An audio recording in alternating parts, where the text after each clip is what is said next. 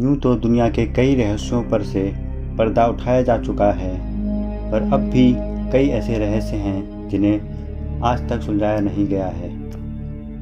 नमस्कार दोस्तों, आपका स्वागत है। मेरा नाम है राहुल और आप देख रहे हैं खबर हिंदुस्तान। आज हम बात करेंगे दुनिया की सबसे रहस्यमय किताब के बारे में। सितंबर 10, 1912 में पॉलिश एंटिक्स का डीलर विल्फ्रेड वॉयनिच के हाथ एक ऐसी रहस्यमय किताब लगी जो इस दुनिया के कई रहस्य सुलझा सकती थी, पर वो खुद ही एक रहस्य बनकर रह गई। इस किताब में बताया गया है दुनिया की मुख्य चीज़ें जैसे जिंदगी का जन्म, ग्रहों और नक्षत्र, मेडिकल साइंस, एल्केमी जो दवाइयाँ बनाने के काम आती हैं। ये जानकारी दुनिया की सबसे विचित्र भाषा में लिखी थी जिसे आज दिन तक कोई नहीं पढ़ पाया है। वैसे तो क्रिप्टोग्राफर्स कई कोड्स को क्रैक करने में काम आते हैं, पर हैरानी की बात यह है कि वो भी इसे सुलझाने में असमर्थ रहे, क्योंकि इसकी भाषा अनदेखी लिपि में लिखी गई थी और वो भी बहुत सुंदर और ब्राइट तस्वीरों के साथ, जिसे समझने में वॉयनिच ने अपनी पूरी ज़िंदगी लगा दी। इसके बावजूद भी वह एक अक्षर नहीं समझ पाए। उनके मरने के बाद कई एक्सपर्ट्स ने इस किताब को सुलझाने की कोशिश की, पर 10 लाख से भी ज़्यादा ग्राफिक डिटेल्स और 1,70,000 कैरेक्टर्स से भरे हुए इस किताब पर वो सब असमर्थ रहे। पर सवाल आता है कि इस रहस्यमय किताब का ऑथर कौन था।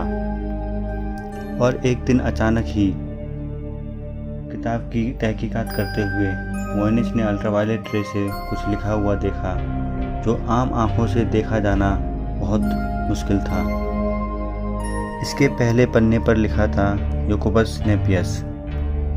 याकोबस नेपियस 17वीं सेंचुरी के चेक द रिपब्लिक के राजा रुडोल्फ II के पर्सनल डॉक्टर थे, पर वो भी इस किताब के ऑथर नहीं थे, क्योंकि 17वीं सेंचुरी में पेड़ पौधे एनाटॉमी की डिटेल्ड जानकारी आ चुकी थी और इस किताब में जो भी तस्वीर थी बहुत पुरानी थी, जिससे साफ पता चलता है कि याकोबस नेपियस ऑथर नहीं थे।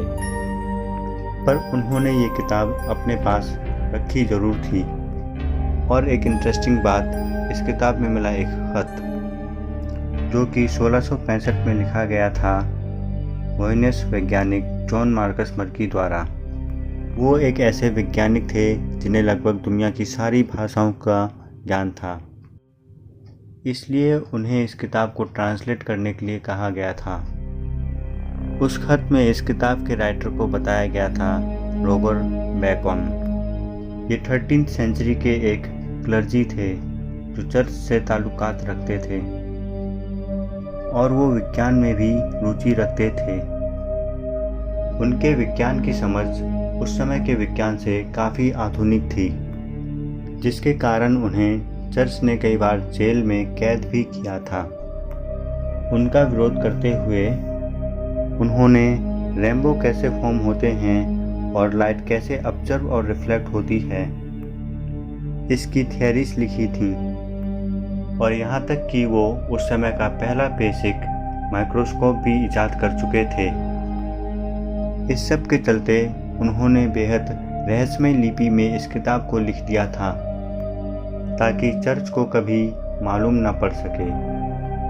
एक साइंटिस्ट रिचर्ड कोलोमा ने इस किताब पर बहुत जानकारी इकट्ठी की और बताया कि जिस माइक्रोस्कोप से ये किया जा सकता था वो 17वीं सेंचुरी में बने थे। तो कोई सवाल ही नहीं है कि इसमें कोई माइक्रोस्कोप यूज किया गया है। इस सब के बाद उन्हें लगा कि ये किताब एक महज फैंटेसी है और वॉयनिच ने इसे पैसा और फेम पाने के लिए लिखा है। 200 पन्नों की किताब के ये शब्द बिना किसी गलती के लिखे गए थे। इसके पन्ने जानवरों की खाल से बने थे और इंक के रंग सदियों पुराने थे। पन्नों की कार्बन डेटिंग से पता चला कि इसे 15वीं सेंचुरी में लिखा गया था।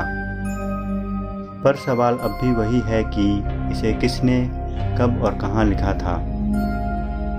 किताब की जानकारी लेते समय सिर्फ एक ही चीज़ को कहीं देखा गया था वो था ये कैसल। कैसल के ऊपर का भाग कॉनिकल था। बाद में ये कैसल्स यूरोप में आम हो गए थे।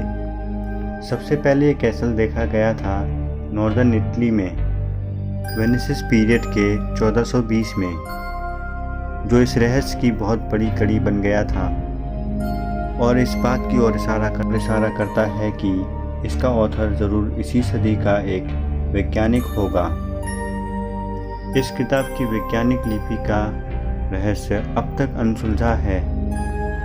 मुझे यकीन है कि हम आने वाले समय में इस रहस्य को ज़रूर सुलझा लेंगे। दोस्तों, हमारी ये जानकारी आपको कैसी लगी प्लीज़ कमेंट करके बताएं और इस वीडियो से रिलेटेड कोई भी एडवाइस या सुझाव हो तो कमेंट करके ज़रूर बताएं। वीडियो को पूरा देखने के लिए धन्यवाद।